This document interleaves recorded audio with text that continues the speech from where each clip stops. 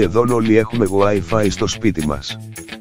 Ωστόσο, υπήρξαν κάποιες ανησυχίες σχετικά με το πόσο ασφαλές είναι, και εξήχθη το συμπέρασμα ότι το Wi-Fi μπορεί να είναι επιζήμιο για τη γενική υγεία, ειδικά των παιδιών.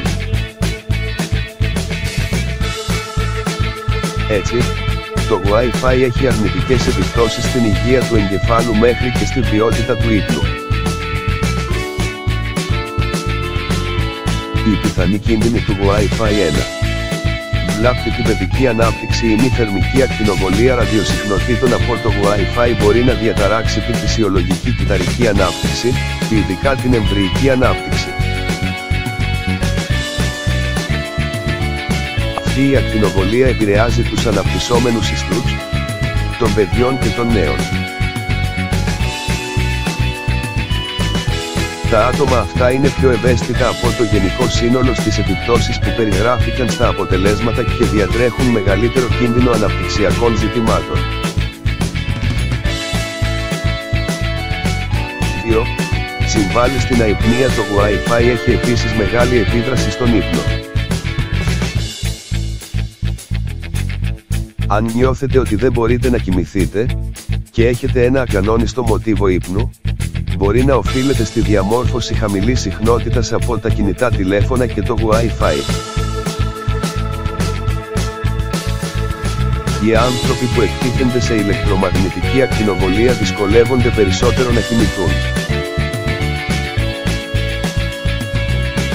Και όλοι γνωρίζουμε ότι η στέρηση του ύπνου μπορεί να είναι επιβλαβής για την υγεία. 3.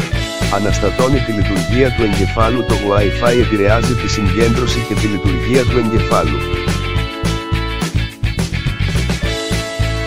Έτσι, η δραστηριότητα του εγκεφάλου μειώνεται και, ως εκ τούτου, ενδέχεται να αντιμετωπίσετε προβλήματα συγκέντρωσης ή απώλειας μνήμης. 4. Εξουδετερώνει το σπέρμα. Το Wi-Fi είναι ένας άλλος λόγος που απειλεί τη γονιμότητα των ανδρών. Ως εκ τούτου, η έκθεση σε συχνότητες Wi-Fi μειώνει τη μετακίνηση του σπέρματος, προκαλώντας κατακαιρματισμό του DNA. Επιπλέον, μπορεί να επηρεάσει τη γονιμότητα ή να αυξήσει τον κίνδυνο μη φυσιολογικής ποίησης. 5. Προκαλεί αύξηση των καρδιακών παλμών. Πολλοί άνθρωποι βιώνουν μια πραγματική φυσική αντίδραση στις ηλεκτρομαγνητικές συχνότητες, συμπεριλαμβανομένου του αυξημένου καρδιακού ρυθμού. Επομένως, το Wi-Fi αυξάνει τον κίνδυνο καρδιαγγειακών παθήσεων. 6.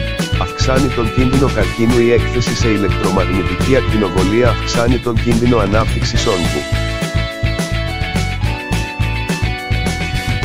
Ακτινοβολία Wi-Fi. Πώς να προστατεύσετε τον εαυτό σας? Ευτυχώς, υπάρχουν τρόποι που μπορείτε να προστατευθείτε από τους κινδύνους, όπως αποφύγετε την τοποθέτηση του ασύρματου δρομολογητή στην κουζίνα ή στην κρεβατοκάμαρά σας.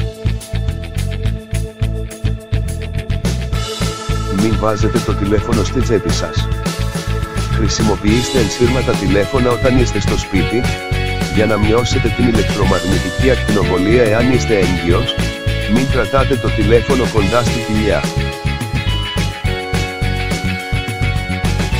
Βεβαιωθείτε ότι έχετε κρατήσει το τηλέφωνο σας στο άλλο άκρο του δωματίου ή στο κάθισμα του αυτοκινήτου. Στείλτε περισσότερα μηνύματα και μιλήστε λιγότερο. Μην χρησιμοποιείτε ασύρματες συσκευές παρακολούθησης για το μωρό, καθώς όλες λειτουργούν με τη συχνότητα των φούρνων μικροκυμάτων. Αποσυνδέστε όλες τις συσκευές Wi-Fi πριν πάτε για ύπνο.